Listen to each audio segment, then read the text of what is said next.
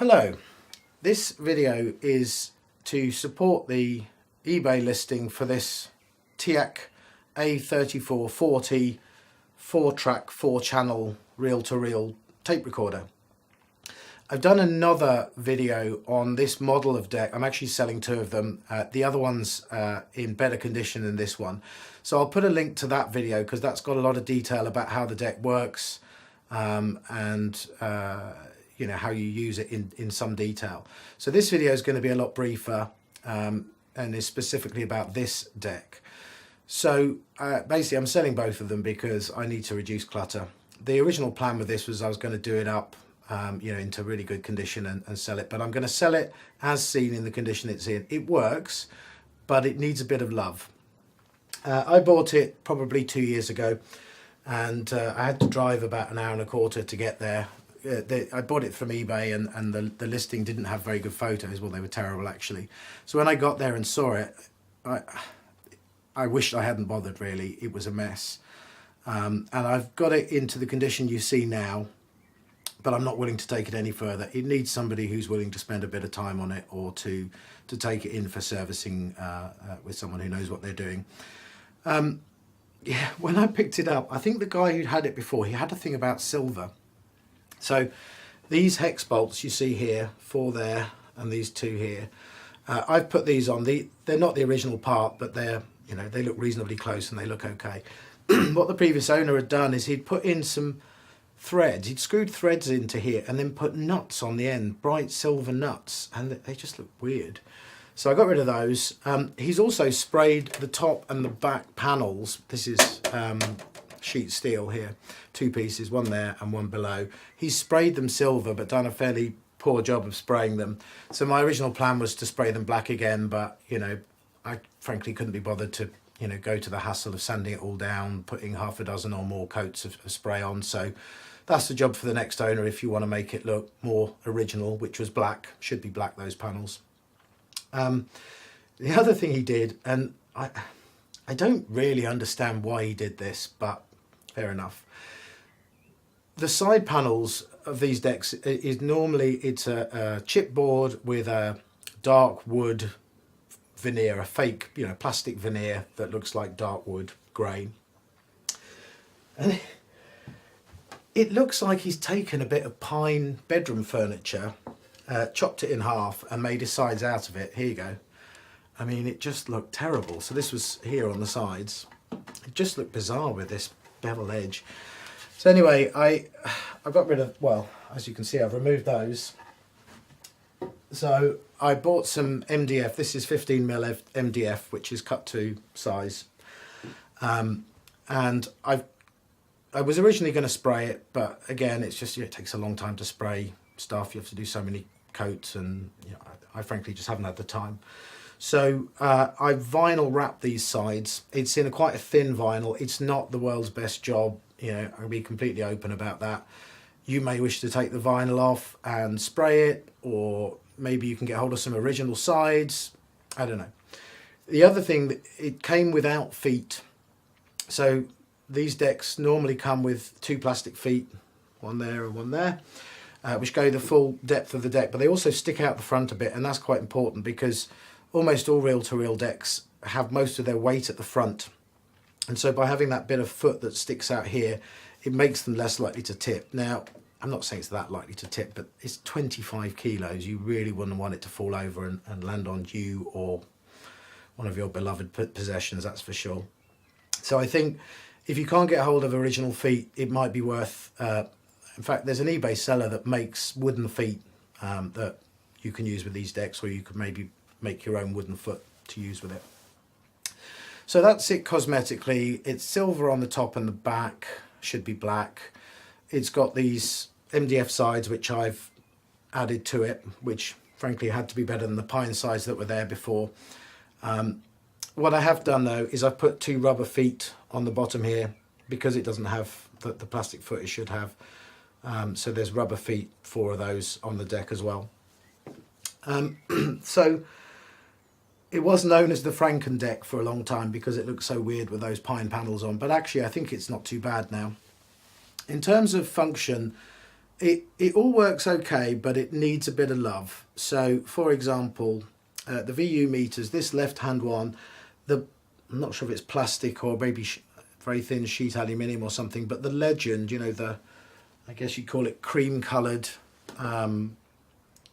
back of that meter, which has got the inscription of the level numbers on it, that is bulging forward just on the first meter.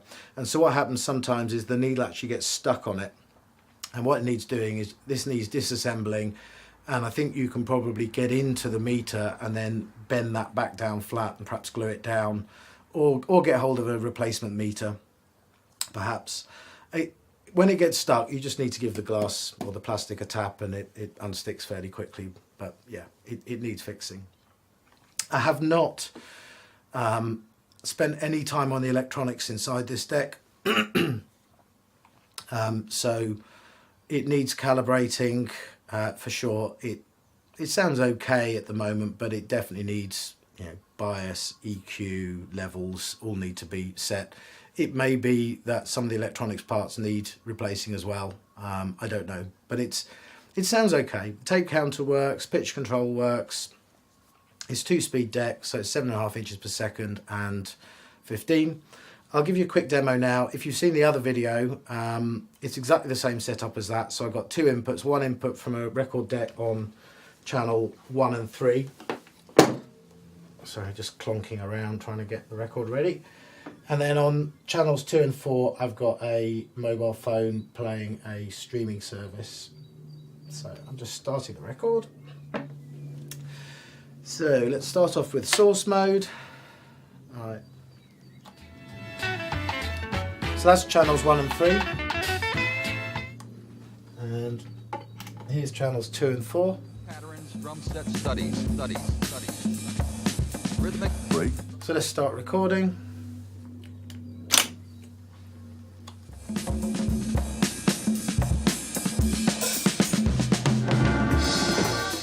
So we're listening to the source, and here's the recording.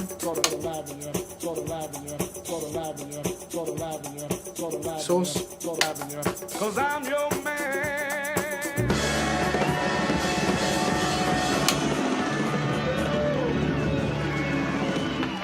And on the other two channels. So this is 1 and 3. See, look, the meter's stuck.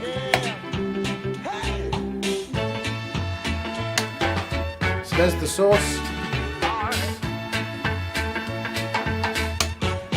There's the recording. Source.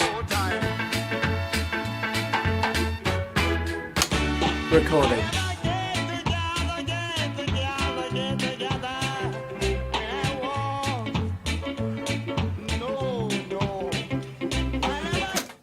Okay, I'll just show you I'll show you high speed, I suppose. So that was 7.5 inches per second. This is 15. So record. You're listening to the recording. I'll just flick to the other two channels.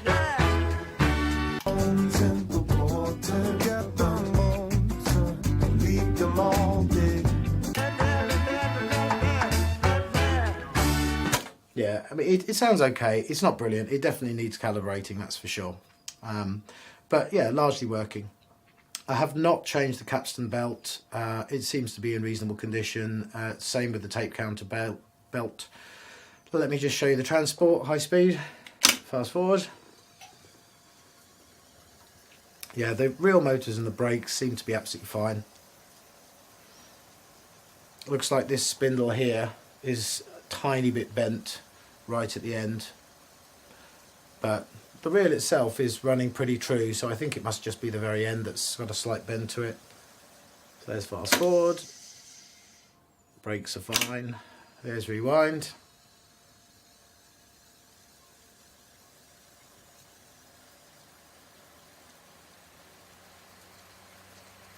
And let it rewind all the way to the end.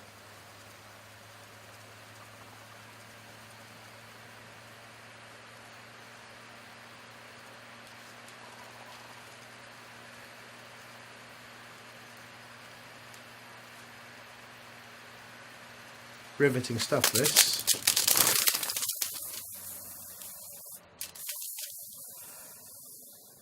Yeah, that's taken a while to start. No. Yeah, okay, that's not good.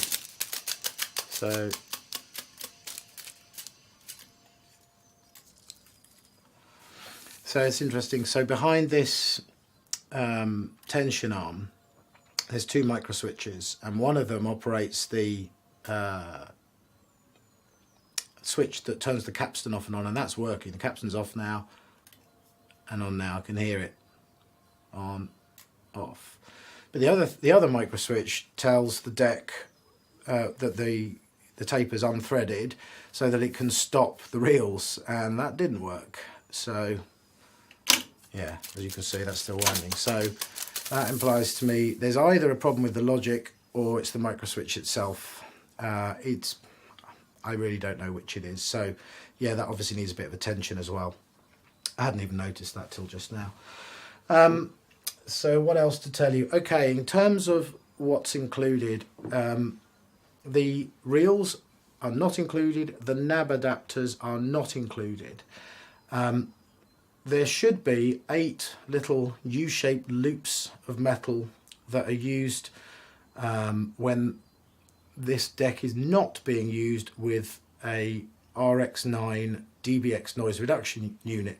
So basically, you can buy a noise reduction unit that comes with this deck, and I'll talk about that in a second. When you're not using that, these little loops have to be in place on the back of the deck. They are missing. However, I've included, or I will include, little phono cables that came with the deck when I bought it, which loop across the back and serve the same purpose as those little U-shaped bits of metal which are missing. What else? Oh yeah, on the back there should be 4 feet so that you can operate the deck lying down horizontally. The top 2 are missing. Again, I didn't get those when I bought the deck. Although to be honest, these decks are a complete pain to use horizontally, so I don't think that's any great loss. I think that's probably about it. Okay, thank you very much for watching. Cheers.